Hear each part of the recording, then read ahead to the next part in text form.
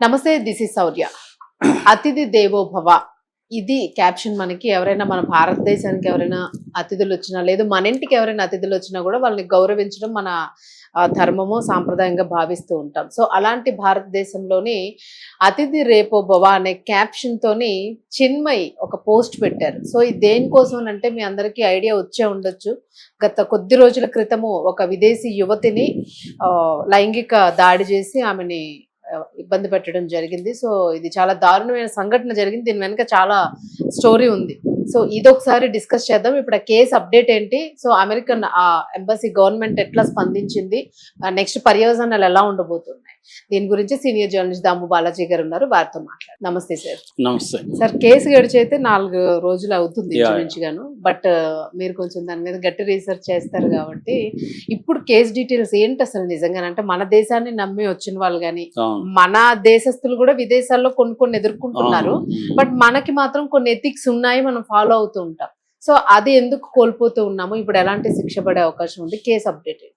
Indian సంప్రదాయంలో అతిథి దేవోభవ అనేది బలంగా చెప్తారు. అంటే అతిథుల్ని దేవతల్లాగా భావించడం, అతిథులు వస్తే అనేది ఇండియన్ సంప్రదాయానికి గొప్పగా చెప్పుకుంటారు. ముఖ్యంగా బీజేపీ వచ్చినాక దాన్ని ఇంకా పెంచారు.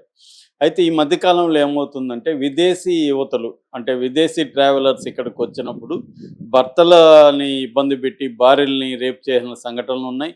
మొన్ననే లాస్ట్ ఇయర్ కేరళలో కొల్లంలో ఒక సామూహిక అత్యాచారం, అమెరికా అమ్మాయిని సామూహికంగా రేప్ చేశారు.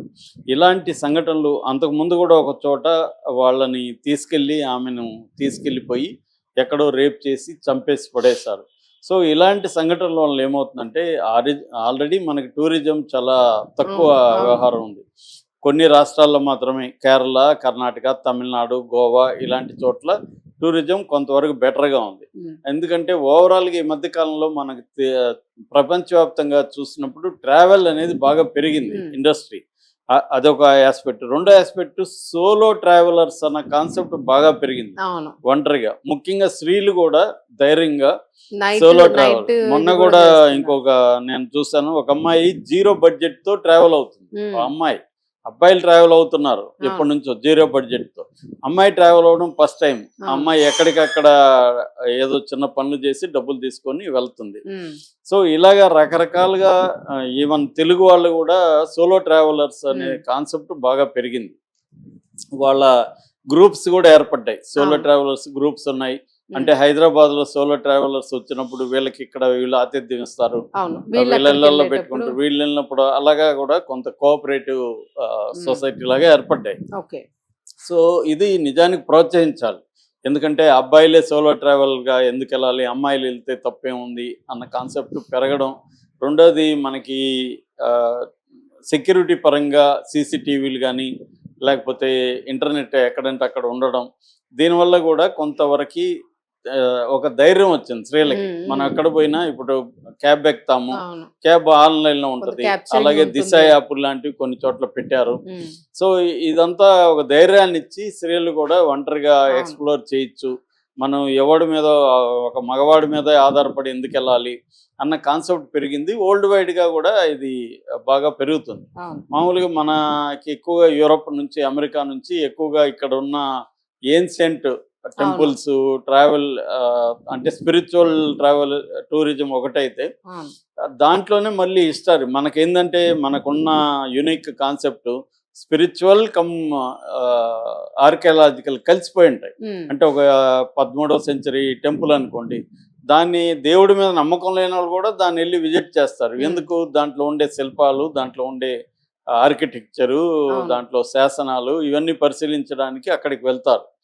సో ఇలాగా వస్తున్నప్పుడు మన వాళ్ళు వాళ్ళ మీద అటాక్ చేయడం అనేది పెరుగుతుంది. సో ఈ క్రమంలో ఒక 4-5 రోజులకు ముందు కర్ణాటకలో కొడగు జిల్లా ఉంది. కొడగు జిల్లాలో కుట్ట అనే ఒక ప్రాంతం ఉంది. కుట్ట.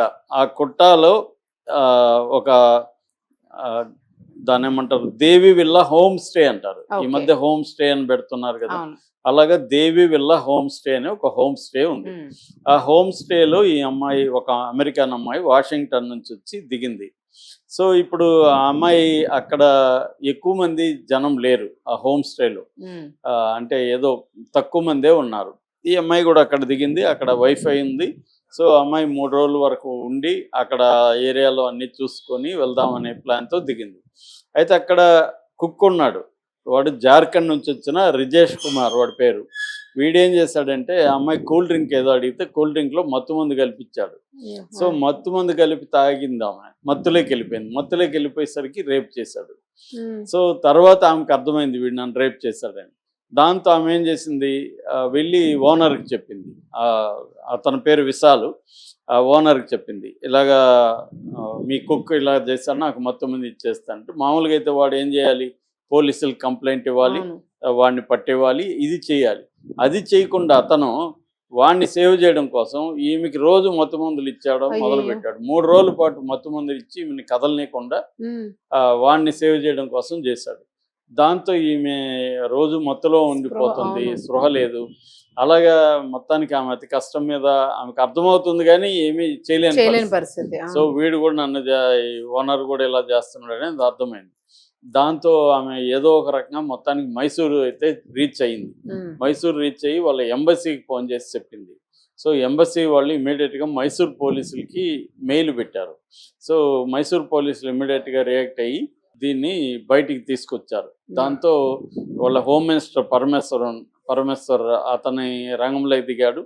సో దిగి దీని మీద ఎంక్వైరీ ఆదేశించాడు. ఇప్పుడు అక్కడ కుట్ట పోలీస్ స్టేషన్లో కేసు నమోదైంది, ఎందుకంటే లోకల్గా అక్కడే నమోదు చేయాలి కాబట్టి.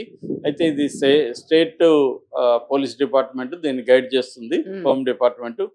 అట్లాగే ఇది అమెరికా ఎంబసీ వరకు వెళ్ళిపోయింది కాబట్టి, పైగా అమెరికన్ అంటేనే మన వాళ్ళు కొంత ఎక్కువ ఇంపార్టెన్స్ ఇస్తారు కాబట్టి, మన ఫారిన్ అఫైర్స్ మినిస్ట్రీ ఆఫీషియల్స్ కూడా ఒక నలుగురు ఇక్కడికి వచ్చారు, లోకల్గా వచ్చి వాళ్ళు ఈమెతో మాట్లాడి దీన్ని ఇప్పుడు అతన్ని బ్రిజేష్ కుమార్ని అరెస్ట్ చేశారు. తర్వాత విశాల్ని అరెస్ట్ చేశారు. వాళ్ళిద్దరికి మే 3 వరకు రిమాండ్ పెట్టారు. ఇప్పుడు ప్రజెంట్ జైల్లో ఉన్నారు. దాంతోపాటు ఈ దేవి విల్లా హోమ్ స్టేకి Karnataka tourist department licence cancel చేసింది. లైసెన్స్ ఇచ్చింది కూడా ఎప్పుడు, జనవరి 2024లోనే వాళ్ళు లైసెన్స్ తీసుకున్నారు. ఇప్పుడు ఆ లైసెన్స్ క్యాన్సిల్ అయిపోయింది, అతను జైలుకి వెళ్ళాడు.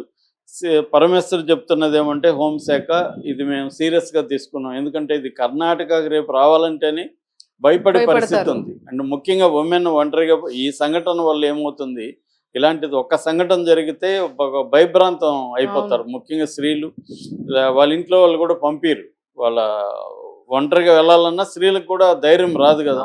సో ఇది ఎందుకంటే ఒక హోమ్ స్టేలోనే ఇలా జరిగి ఆ హోమ్ స్టే ఓనరే ఇలాగా ఇచ్చేస్తే ఇంకా రక్షణ ఏముంటది. అందుకని కర్ణాటక ప్రభుత్వం అయితే సీరియస్ గా తీసుకునింది. సో ఇలాంటివి ఎక్కడెక్కడ ఉన్నాయి, దీన్ని ప్రివెంట్ చేయాలంటే ఏం చేయాలి.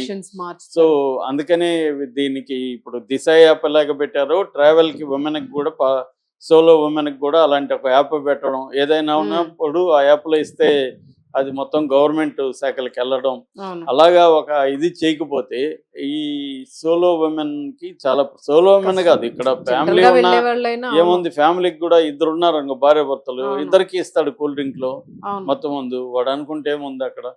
సో అంటే ఇది ఒకటేమో సీరియస్ గా శిక్షలు వేయడం, రెండోదేమో అసలు ఈ వచ్చే ట్రావెలర్స్ కి ఒక భయం లేకుండా ఉండడానికి కావాల్సిన ఇది కల్పించడం, అంటే ఎలాంటివి జరిగే అవకాశాలు ఉంది, ఎలాంటి జాగ్రత్తలు తీసుకోవాలి అది కల్పించడం. ఇప్పుడు మామూలుగా ప్రతి దేశం మనం పోవాలనుకోండి, ఏదన్నా దేశానికి, మనం అక్కడ సేఫ్టీ ఎలా ఉంది, అక్కడ ఏం జరగచ్చు ట్రావెలర్స్ మీద. ఇప్పుడు ఫర్ ఎగ్జాంపుల్ థాయిలాండ్ ఉంది, ట్రావెలర్స్ కోసం సపరేట్ పోలీస్ డిపార్ట్మెంట్ ఉంటుంది అక్కడ. అంటే వాళ్ళు ఓన్లీ ట్రావెలర్స్ సమస్యలు మాత్రమే అటెండ్ అవుతారు, వాళ్ళకి సంబంధించి ఇదే చూస్తారు.